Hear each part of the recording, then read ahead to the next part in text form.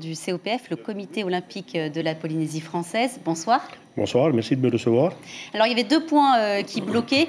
Il fallait d'abord prouver que le pouvoir politique n'ingérait pas dans les affaires du COPF et ensuite que les problèmes étaient réglés au niveau des fédérations de boxe et de rugby. Donc, tout ça, c'est fait ?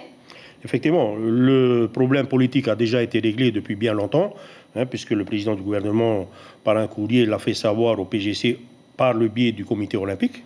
Et nous avons retransmis ce courrier. Donc, la première partie a été levée. La deuxième partie, effectivement, c'était de savoir comment, de leur donner les informations, de savoir comment on allait régler le problème de la boxe et du rugby, puisque vous savez qu'il y a deux fédérations sur le territoire, une qui est reconnue par le pays, une qui est reconnue par les fédérations internationales. Et c'est là tout le dilemme.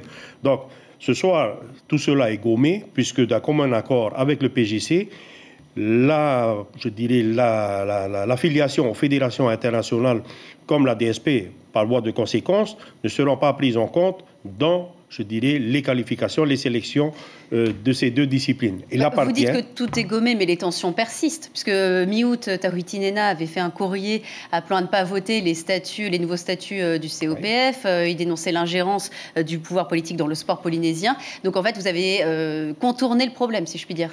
Non, on n'a pas contourné le problème. Les statuts ont été adoptés par 92% des voix.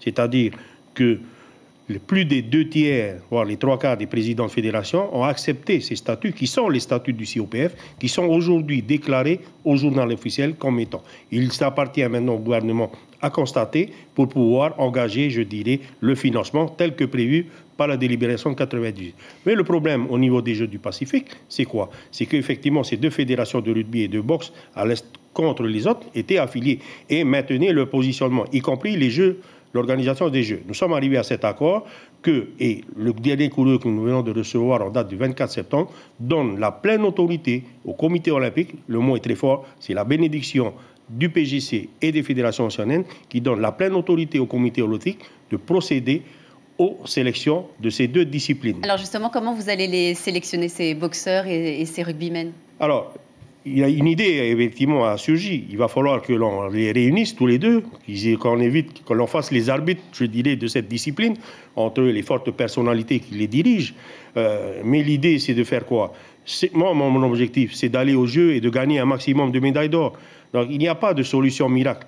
Vous dites que vous avez les meilleurs boxeurs, vous dites que vous avez les meilleurs. Nous allons organiser, sous le contrôle du comité olympique, la sélection qui sera l'émanation des rencontres entre ces deux fédérations et le vainqueur sera qualifié pour aller aux Jeux sans tenir compte de cette appartenance, aux fédérations internationales ou de DSP. La seule appartenance, c'est que cela représenteront la Polynésie française au travers du comité olympique de Polynésie française. La Polynésie française avait terminé 3e des derniers Jeux, c'était en 2015 à Port Moresby, en Papouasie-Nouvelle-Guinée, avec 113 médailles. C'est quoi l'objectif pour 2019 ? Déjà, c'est de vouloir battre la Calédonie, qui est en la matière, la référence. À ce sujet, nous avons également aussi des relations avec la Nouvelle-Calédonie, parce que c'était le deuxième sujet à aborder lors de ce déplacement. Une convention qui réunit les 4 pays francophones. Et nous aurons l'occasion d'en reparler plus tard, parce que c'est toujours en cours de négociation, même si on a un avis favorable de tout le monde. L'objectif, c'est de battre les Calédoniens, effectivement.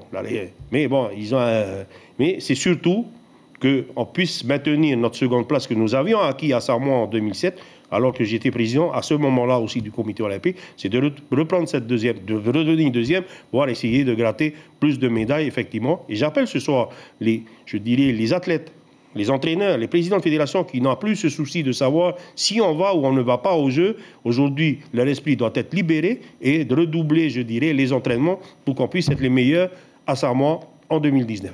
Merci beaucoup, Louis Provost, d'être venu sur notre plateau ce soir. Je rappelle que vous êtes le président du COPF. Je vous remercie.